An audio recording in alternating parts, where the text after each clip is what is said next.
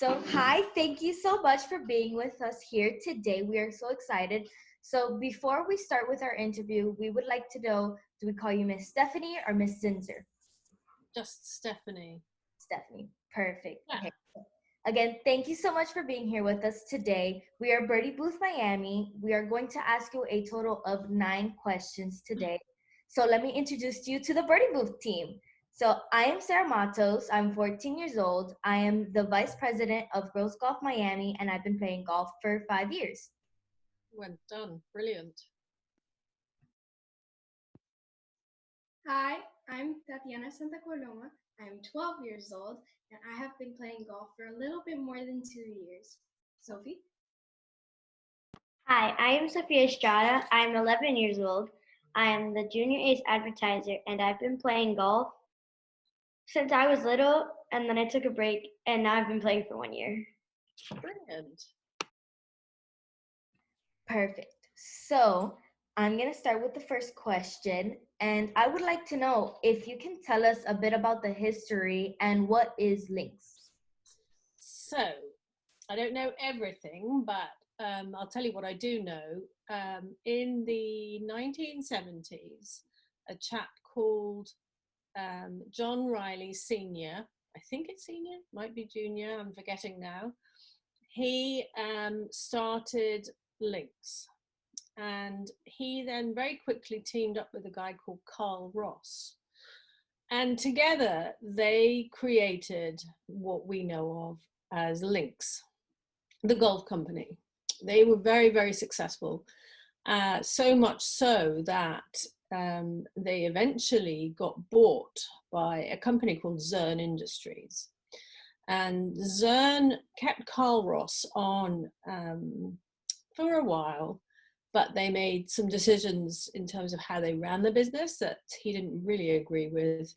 And Lynx, by the end of the 1990s, 96, 97, it was probably one of the top 3 biggest golf brands in the world. It was huge. So, and they had Freddie Couples and Ernie Els, both winning majors playing Lynx equipment, and lots of other people played it. Payne Stewart, who was another famous guy, had actually just signed up to play it, but he only had the bag when he won at Pine something. Gosh, I'm terrible, aren't I? But Payne Stewart was in a terrible accident. He was flying in a jet after he'd won, and his jet crashed. It ran out of oxygen, and yeah, it was a terrible, terrible, very sad accident. But anyway, Lynx had some key players, and it was very, very famous. And then Zern Industries had made these choices, and they didn't quite work out. So Lynx kind of fell apart. And bits of territory went to different places and got owned by different people. And that is eventually how we got a hold of it. Because when we were told about it in 2010, we got the licensing for Europe and the UK. And then we thought, hang on a second, no point doing this and putting money into the brand if we don't own it, because then if we don't own it, we're just leasing it. It will go back to the owners eventually. So we bought it. And then, as you know, in 2017, we bought pretty much the rest of the world. So now it's as whole as it used to be, almost, under our ownership, which is great. So with such beautiful history and how much you've grown from that, so I would like to know, what are some of the new products that are coming out? Well, you guys will probably be quite excited to hear this, because one of the biggest things we've got coming out at the moment is the new Junior AI. So, you know, as you know, Sarah, Steve and I have lots and lots and lots of children. So kids and kids golf is really important to us. And we decided that we would take the golf club, and instead of doing what's been done historically to date, cut the shaft shorter, make it the head a little bit smaller or lighter, maybe sometimes bigger. Some people have done it with juniors. We thought, no, that's rubbish, because as you're growing, and you guys know this, you go and see your aunt having not seen it for 6 months or 3 months, and they go, oh my God, you've grown. You don't feel like you've grown because you're you, and you just live in your body the whole time. But as you grow, you need things to grow with you. So you need things to grow proportionately with you. And that's what we did. We took the club apart and we made sure that every individual piece was that much smaller. So if a child was 40% smaller than an adult, we made the shaft 40% smaller, thinner, lighter, everything, every component, even the hosels and the ferrules and the grips and the club, everything was going to be made proportionately smaller, so that as the child grows, then the thing that's in their hands, the weight and the feel of it, just grows up with them. And that's how we think that children will be best placed to learn golf, if they have something that doesn't feel like it's changing as they change. It's their partner that grows with them. And I know there's more products like the junior golf balls.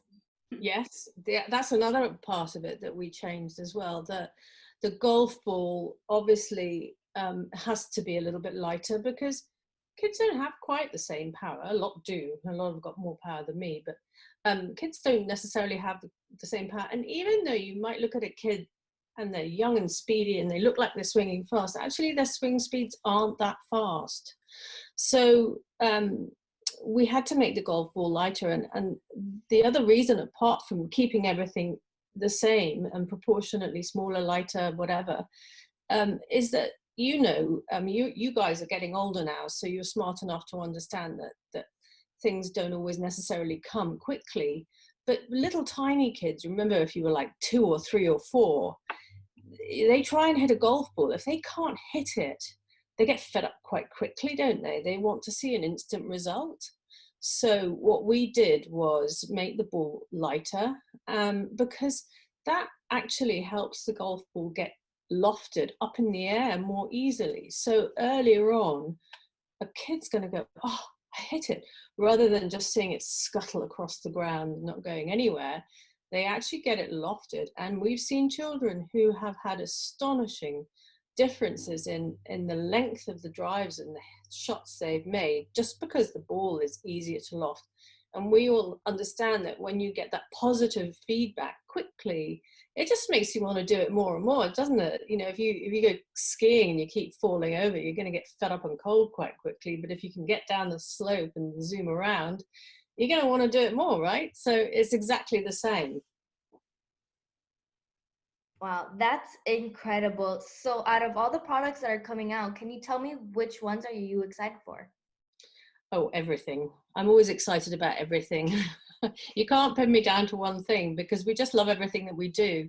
We've got some great adult things. You probably saw at the show last year, we had the switch face driver, which is now available. And we also have the Stinger irons, which are really popular. We've got all our ability to personalize product and to engrave and laser etch and do all sorts of stuff, and to put things on bags. And then there's the junior thing. There is never a dull moment here. Well, that is incredible, and I'm so happy to be a part of the Lynx family. All right, so Tati, on to you. I am so excited to be here today. Now, the environment is extremely important to me, because although I won't be here forever, I care about the future generations who will inherit this world once I'm done. Here in Girls Golf Miami, we are doing our part.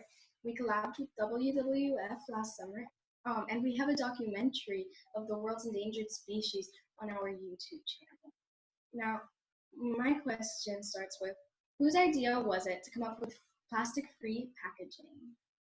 I'm going to take the credit for that one. And I agree with you, Tatiana, as well. I'm not going to be around forever, but you'll beat me. So you're going to have to pick up the baton when we disappear. Again, we're really connected to the fact that our kids and their children need to have an earth to live on. So what we want to do is do the best we can to make sure that anything that we make causes either no damage or as little damage as possible. So yes, it was my idea. Actually, Steve and I were on a holiday looking at a beautiful beach and looking at the blue sea, and then I was on my phone looking at these turtles drowning in plastic and straws up their noses, and I thought, you know, that's horrific, we've got to stop it. And so we decided that we could do it and we would do it, and we had the idea at the end of April in 2018, and by the beginning of August, I think it was the 1st of August, we were totally single-use plastic free. No single-use plastics go out with any of our product. Nobody has any trash to throw away or to not know where to put. So only paper, only cardboard, that's all we send out. And it's important to us to carry on doing stuff.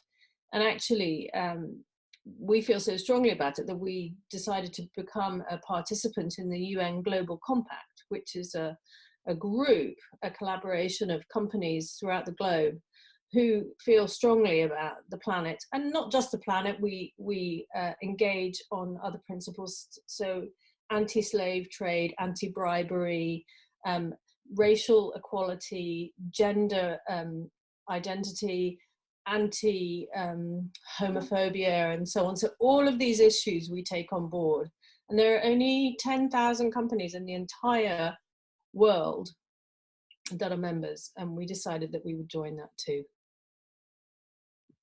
That's absolutely phenomenal. Now, my next question is, how difficult was it to find a way to make the packaging work? A little bit of thought, yes, but luckily, you know, paper is so versatile, and we use recycled paper where necessary, but there are things that pop up in surprising places. So we figured out that actually, even if we had paper tape to tape our boxes with, some of the gum that is used in some sticky tapes is not good for the environment. So we had to get tape with biodegradable glue. You wouldn't think that that would be a thing, but it is. And the more you investigate, actually the more complicated it gets, but it's worth it. And the other thing that we did with our products, and you may not know about this because we have to be careful where we send plant seeds, but you've probably heard about the bee populations declining. Have you heard about this? Yeah. Essentially, bees are really important because they pollinate, I think, or they're the key pollinator for something like 95% of all human food crops.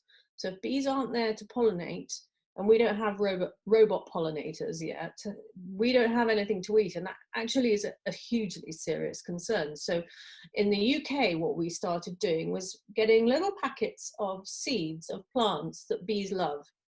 And what we do is we send them out with every delivery of goods to people so that they can plant these bee-friendly plant seeds wherever they go, in their garden or in a field or somewhere local to them in the countryside, so that it encourages positive, nice habitats for bees to live in, so that they have a place in our world too. We can't unfortunately send them over to different countries because different countries have their own native species, and as you know, you can't send seeds and plant material across, because if we had a pest or a disease, it could introduce it to the country. So we have to be careful, but certainly in the UK, that's what we're doing here.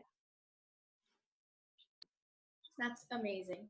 My final question, I'm asking you to give me one pro and one con of the plastic-free packaging. One pro, one con of the plastic recycling, did you say? In what sense? Sorry, I can't hear you.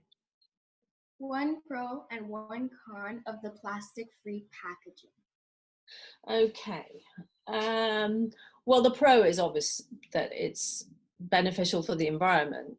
The con is either that sometimes things are difficult to find, the right alternative is difficult to find, or that perhaps sometimes you don't get quite the same level of protection. You know, you might find that plastic might be better for preventing finger marks and scratches, whereas paper, it could get ripped off and so on. So potentially that's a con, but I don't think there's anything so bad that it would mean that we wouldn't want to use it. Thank you so much. Over to Sophie. Thank you, Tatiana. Thank you. Hi, I'm Sophie. Just to give you a little bit of background, we are a female empowerment program surrounded by amazing, strong females. Inspired by PGA President Susie Whaley, first woman ever elected as officer for PGA of America, we are amazed Lynx is the only company with a female CFO. I have 3 questions about you being the co-owner and CFO. Can you tell us a little bit about your personal journey and how you became the CFO?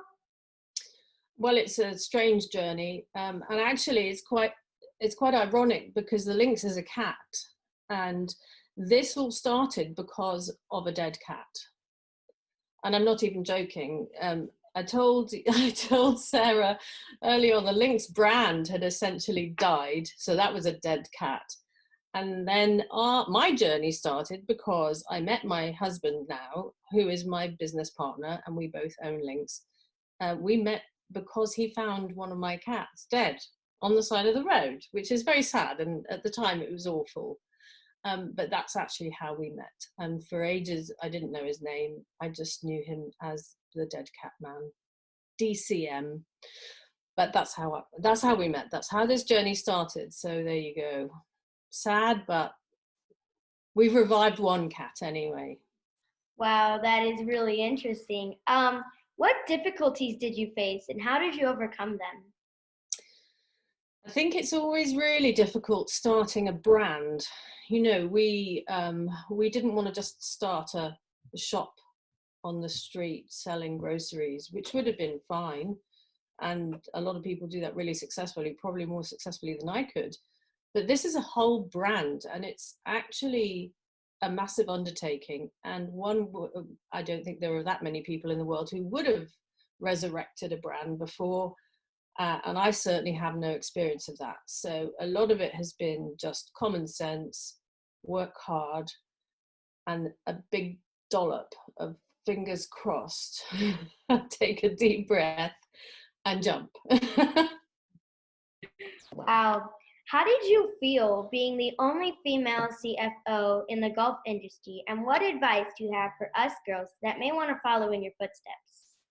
Well, you're already doing more than you need, in the sense that you're out there, you're doing this, you're presenting yourselves, you're strong, empowered young women already. So go you.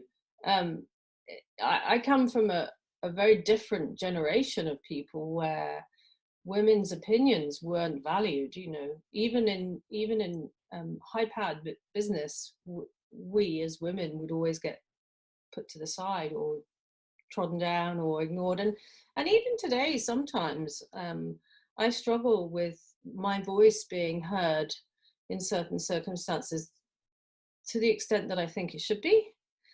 But you lead by example, and I'm always really keen that if I'm in a position, and I think it's a really privileged position to be in owning and running a golf company, and the only woman in the world to be running a golf manufacturing company, I have an obligation to bring other talent with me. I have an obligation to nurture women. Our head of graphic design is a woman. She's only just turned 21, and she has the biggest job in graphic design. She runs the show there. And my COO, my Chief Operating Officer, is a woman. And we have several other young women working with us. And I think it's really important to encourage women to do, because they can do anything. Your gender is irrelevant in business. You have a brain and you have a mouth, and you need those two things, and you need to work hard. And luckily, I think it's getting easier for women to get involved. And the more we do it, the more we encourage people to come with us, then the more easy it will be. But that doesn't replace hard work, and it doesn't replace respect and working with your co-workers properly. And I just want people to understand that there's no such word as no. You can do it. Perfect. You are such an inspiration, and we love talking to you. I'm going to pass it now to Sarah. Thank you all. So thank you so much, Stephanie, from being with us all the way from England. We are so happy. Lynx is such a great and amazing company. I am so proud to be a part of the family. And we are inspired by you and the company. And I just want to say thank you so much for being a part of our Birdie Booth team today. Well, thank you. And can I just jump in one last minute and just say thank you to you three for being so inspirational to me, because this is why I do what I do. And this is why we've done what we've done with the junior, because I want this. I want to see you all there. So congratulations to you all. You're doing a great job. Thank you so much.